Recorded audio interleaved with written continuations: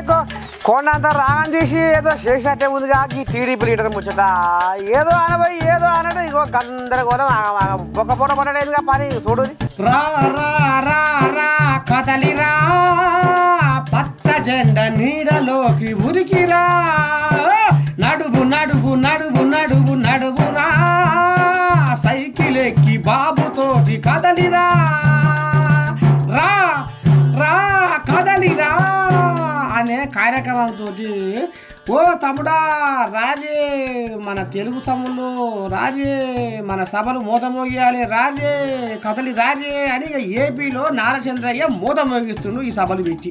అయితే ఇక మరి ఏమనుకుంటో ఏం కథో కానీ ఈ టీడీపీ లీడరు నేను నారచంద్రయ్య దృష్టిలో పడాలి నాకు ఎక్కువ పేరు రావాలి అని అనుకున్నట్టుండు.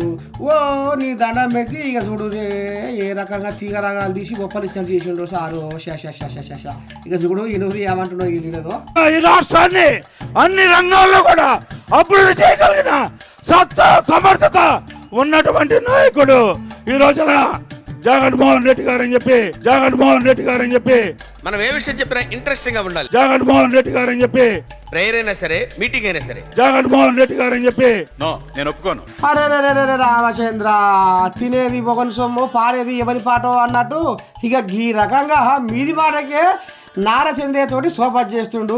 లోపల మాత్రం గుండె నిండా జగనే ఉండడు అని అనుకొస్తుండు జనాలు ఈయన ముచ్చట విన్నాక.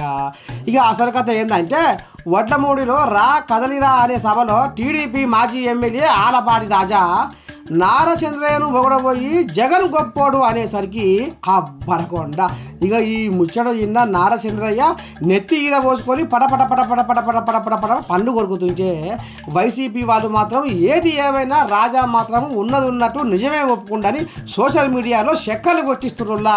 ఈ ముచ్చట సాలకుండా చూడు కథ ఏడిపోయిందో.